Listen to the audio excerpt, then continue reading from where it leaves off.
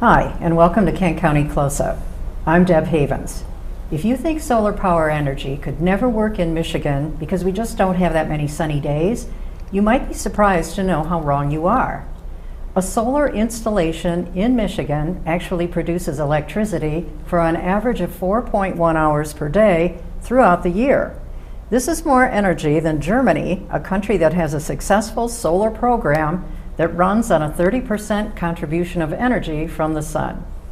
My guests today are Shirley Kallio, Sierra Club member and advocate for solar power, and actually saved about $2,500 a year annually, normally spent for electricity. And we'll be talking about trends in solar power installations in Michigan with Mike Linsea, a founder of SolarWinds Power Systems, which is a solar installation firm here in Southwest Michigan, started about 10 years ago.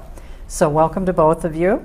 Thank you. Mike, your company has installed solar power in over 200 sites around Michigan that include both homes and businesses. Yeah. And let's start with what makes a good candidate for solar power. What kind of a site? Does it have to meet certain construction standards?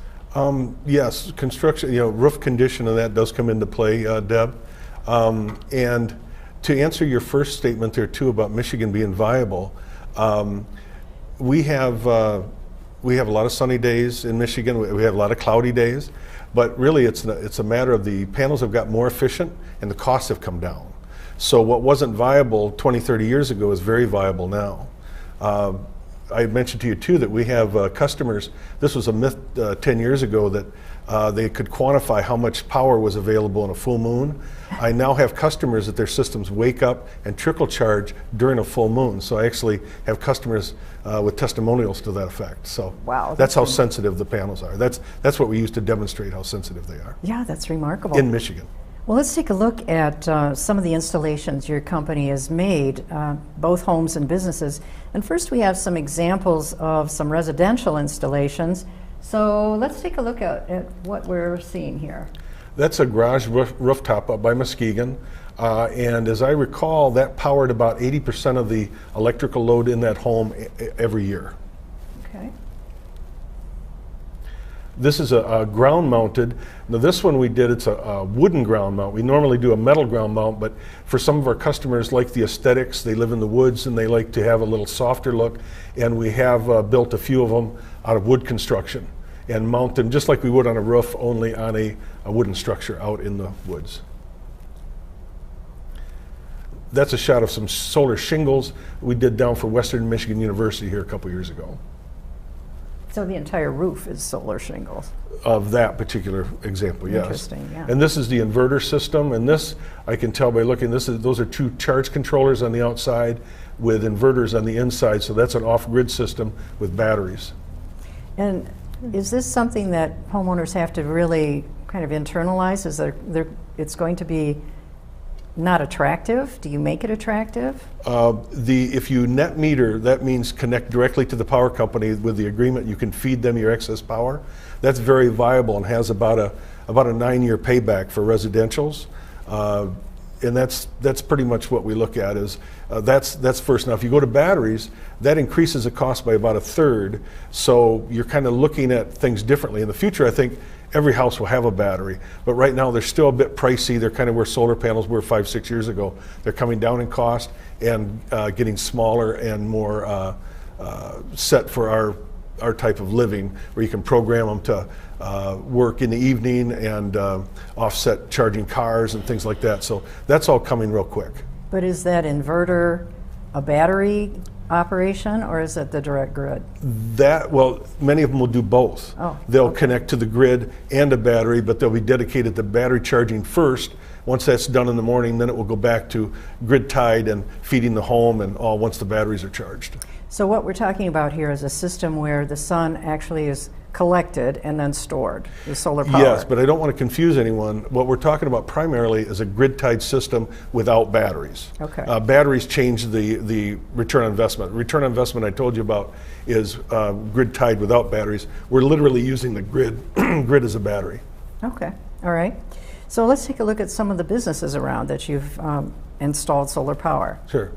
And let's see, so the first one here, That's the Wealthy Theater that we did a couple years ago to boost their solar system. They had an existing solar system that was put on years ago on the roof, and we did some repair work on that and integrated that with this system, so it reported to the Wealthy Theater what both systems are doing, so they keep track of their power production.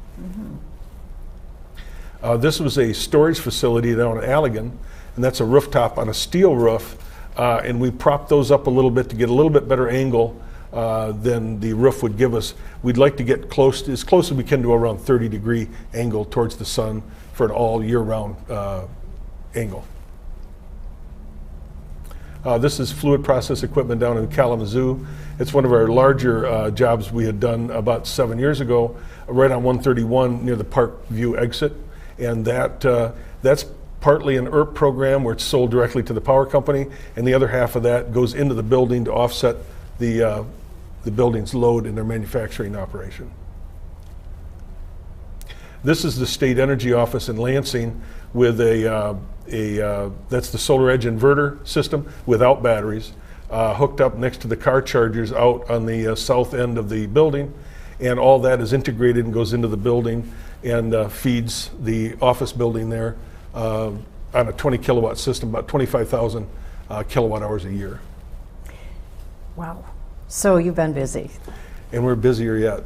Oh, that is great. Yeah. Well, I would like to talk to you a little bit more about the costs and the kinds of things you have to consider during installation. But first, let's turn to Shirley here, because obviously this is quite an investment. It really changes your home or your business to the look of it, everything from the look of it to the kinds of, I guess, the systems that you'd have to get used to operating.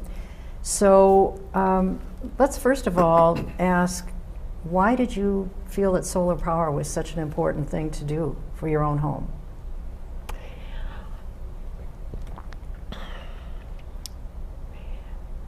I have been very concerned about climate change and the health of the environment in general. And I had an opportunity to put solar on my home, and I was delighted to do it. Now, I understand that you've lived in the same home for over 30 years, and originally you outfitted it completely electrically. You made that decision, not gas. Yes, that's and why true. was that? Well, that was my husband's decision, actually. At the time, the home is 35 years old now. And at that time, my interest was focused elsewhere. So, and I was happy to have him make those decisions. He wanted a very energy efficient home. Mm-hmm. He built a passive solar home. It is super insulated, and it has been wholly electric. We have used from the very beginning a geothermal heat pump to heat the house. So our electrical consumption has always been a good deal higher than the average household, but we have never used directly used fossil fuels at all.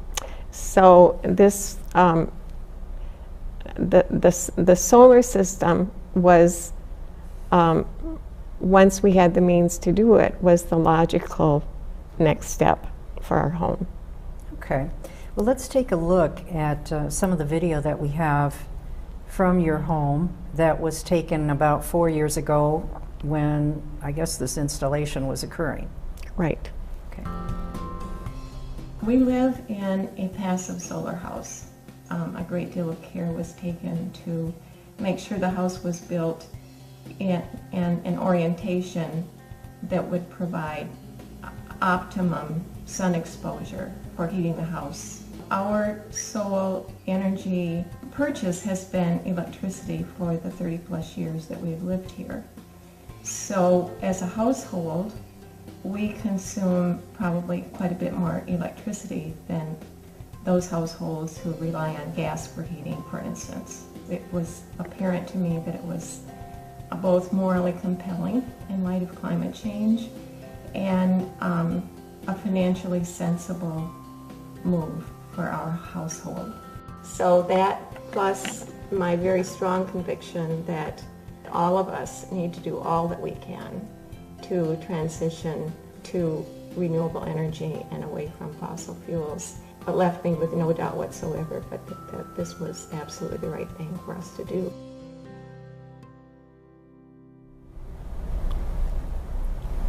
Wow. So I have to ask, so what kinds of change did you experience in your life, your lifestyle, once you felt that you had done as much as you could actually in terms of converting, or not converting, but installing solar energy, solar power? Nothing. It didn't change anything? No, not really.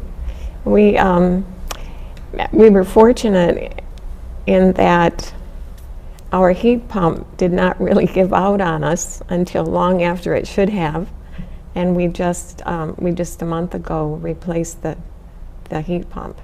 And you saved quite a bit of money. At what point? Well, let's talk about that, because Mike, I think this is a good point to bring you back into the conversation here, because when you're talking about making a transition like this, there are several costs that have to be figured, cost plus benefit. How do you work with a homeowner or a business owner for that matter? Sure. Really, the finances are upfront, and that's how we look at everything as return on investment, commercially and residentially. A lot of savvy residential customers are looking at the same thing, and it's projecting payback based on the money you're saving from your solar power. And with residential, it goes anywhere from 8 to 9 year payback areas, depending on configuration. If it's a ground mount or roof mount, could be 9.5 years. Commercial can be anywhere from 6 to 8 years payback.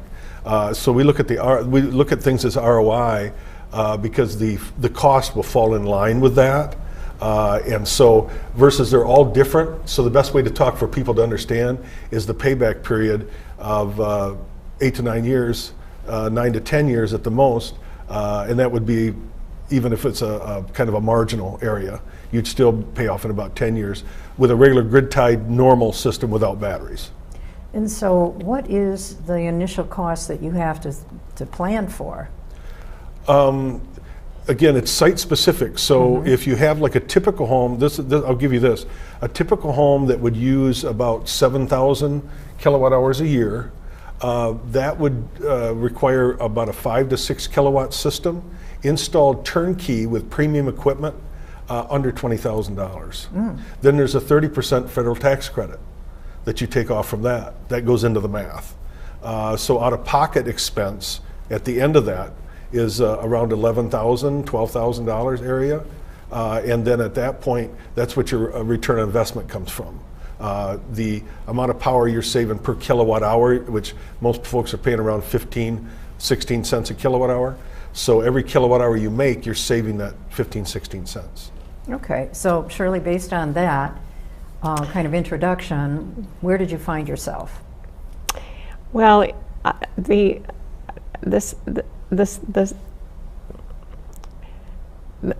system for me eliminated what had been an annual $2,500 utility bill, because we were fully electric right from day one.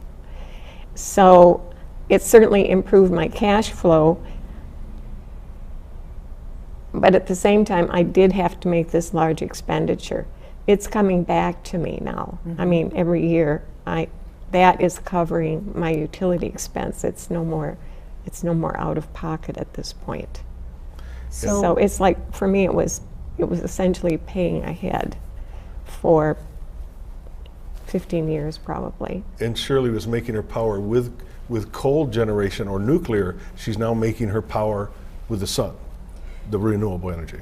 Right. So yeah, and that is the irony. If you think even if you are completely electrically powered, something is powering that electricity. Right.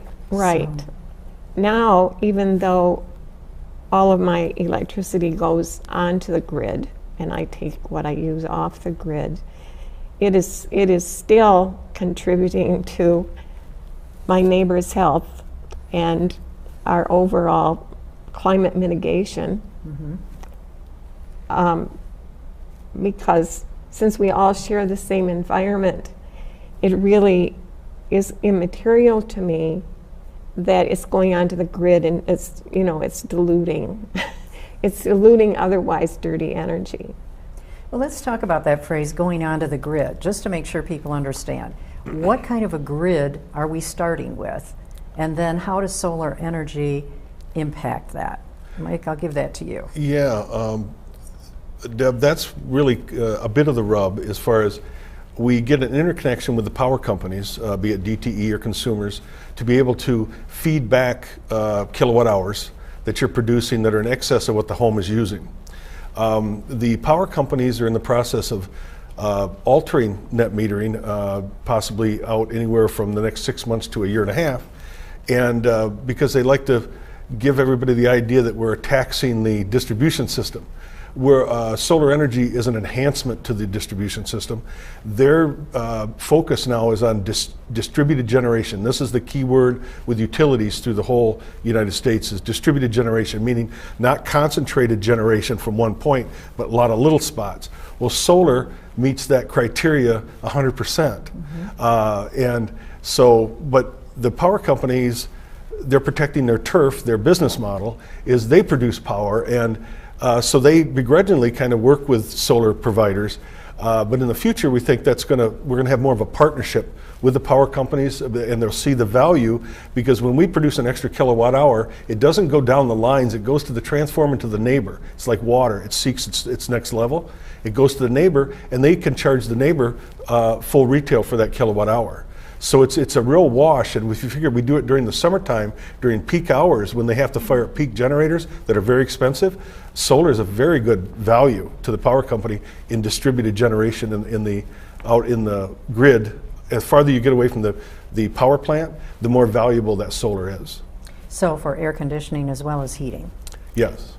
Let's talk about what happens to the solar system, the solar power system, in the winter. The snow's falling, your panels are covered, then what? The way I look at it is you overproduce in summer, spring, and fall, and underproduce in the winter. And that's all calculated in. So your worst case scenario is total clog of snow, which I'm used to working in my home of West Michigan. And if you're along the lake shore, you get more snow and all, but I've also seen 1.5 foot drifts come off from solar systems because of the long red wave goes through the snow and through the air, and the causes long red wave. Yes, the photon, the light element goes through. We've learned in school about the electromagnetic spectrum, and we got blue light and red light. Well, the red light actually goes through the snow and hits that panel, and then gravity with the glass, it just falls off. And I've seen 1.5 foot drift go off from before the sun fully broke the clouds. So they're very sensitive, but they'll clear themselves. But in the case they don't clear themselves, your production stops to zero. Solar panels like to run cold, so you can literally have the best day of the year next to the worst day of the year in the winter. Shirley, what's been your experience with this? Well, pretty much the same, except that it doesn't often. I rarely see the snow slide off my panels for whatever reason. The angle. Well, yeah, possibly. But this winter was particularly bad because we had it freezing.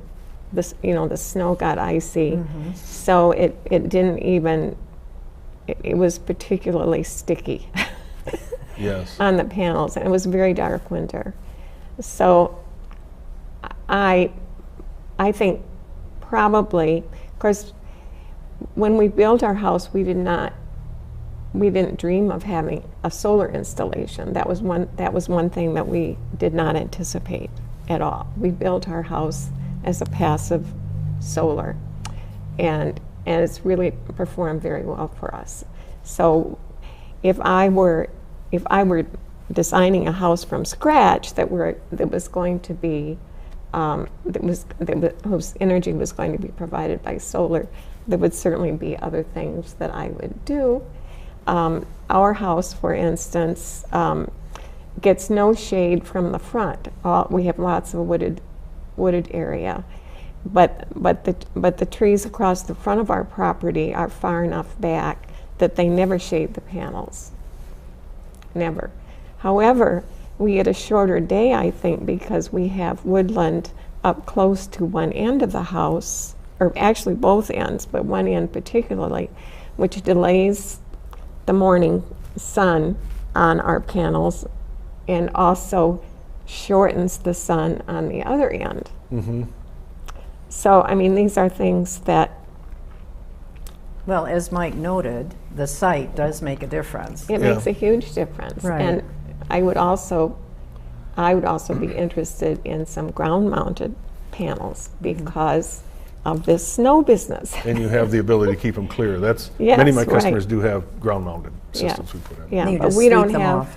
Well, yeah, and it's easier than you think too. Is you don't go for the detail. You just get the bulk off. The rest of it will clear itself Melt, after right, that. right. Especially at that 30-degree angle. Right, right. So there are definitely ways to Yeah. improve it. And But the site is the site, and I'd say with Shirley, she just gets maybe another week or so that she doesn't get production because it stays on longer. Because even on mine, it will stay up there for a while till the sun starts trying to work it a few days later, and all of a sudden it will start to clear. right. But Sometimes it can go very fast. Yeah. I mean, they'll just start sliding off. yeah, And other times, and it's fun. kind of dangerous to climb around on the roof and try to Yes. push it off. Yes, I It's would fun to be your own recommend that. power plant. Yeah. Well, now, let's switch topics or go to a related one, because I mentioned that both of you have a relationship with the Sierra Club. And Mike, your company is a Sierra Club solar partner. Yes. What does that mean exactly? Well, a few years ago, we went through a vetting process where myself and another company was vetted, and then they went and talked to a lot of our customers, if not all of our customers, and it took over a year, and they checked us out really good, checked out our banking and everything, make sure we were good, and then we were allowed to work with, and especially with our background being kind of green folks, allowed us to work with Sierra Club members. And so we have special programs and stuff for Sierra Club members and some discounts, and then we give Sierra Club a donation for each customer that we hook up. Oh, that sounds like a very good partnership. It's pretty cool. They're smaller systems, but we'll do that for Sierra Club. Okay. And Sierra Club members can simply contact you? Yes, It's or they directed can through contact you, through or Sierra Club. They can through Sierra contact Club? us directly or through Sierra Club, but make sure that everybody knows their Sierra Club. That helps us keep track of everybody, and we know what we're doing. Okay. Well, yeah, absolutely. Many times we find out later, so that's why. Right. Well, let's talk a little bit now about the future of solar power in Michigan, because obviously it's not something that everyone is practicing right at the moment. How do you see the future developing here? Well, I'm an internal optimist, so I feel we will get more in the program, but I've been around this most of my life, and we do need to move faster. I applaud the power companies for their adventures in wind energy, which they first stood up to and didn't want to do, but then found later it was cheaper than coal, and they did the same thing with solar, and I was afraid once they got hooked on solar, they want to own it, all. But all the early adopters, and Shirley being one of them, and all is, we've done the groundwork. We've put in, a lot of people spent a lot of money 20 years ago, 15 years ago for very expensive panels to be part of this program. And now it's starting to work for more mainstream, and now they want to alter and de-incentivize net metering to not make it as lucrative, because they want to make reference to the power and the distribution system, or the burden on the grid, and it's not a real fact. I've heard testimonials from scientists, engineers, and all that give me that adage that it just goes to the transformer and goes to the next home. So you're helping the grid in general, because that's power that the power company doesn't have to send down the grid. It's good for everybody. But that's where the partnership comes in, is we're going to need the grid and the power companies for hundreds of years. We just need a good partnership so the people can participate in this energy revolution going to green and renewables. And we know that there's no better distributed generation site than a person's home. Mm-hmm. Right. May I add something to that? Sure, absolutely. I think most people are realizing that where climate change is concerned, that time is of the essence. And to me, it seems so obvious that it is in the public's best interest that we increase our energy generation from solar and wind just as quickly as possible. And it seems to me that the best thing to do is for the utilities to invest their money in wind farms, particularly. Wind is the best provider in the winter, especially in our climate. And solar is the best provider in the summer. And solar lends itself beautifully to incremental installation. Not on every home, but certainly on many, many, many homes. And we continue to use the grid. I don't see really, I really cannot be very optimistic about having enough about being able to be self-sufficient, of having enough battery storage when I'm really not able to generate enough power alone, even if I could store it all. It's not going to happen. But we can, as communities, we can very quickly, if the investment is there and if the way is smoothed instead of blocked, for homes and businesses to install solar on individual business structures and residential structures, while the utilities are focused on those wind farms, and we could very, very quickly make a complete transformation, I think, in our generation in Michigan. Yeah, and I would tap on that real quickly is that, Deb, what needs to take place here with the public is we have to have more parts in the conversation. We're not in the conversation now. We're not part of it.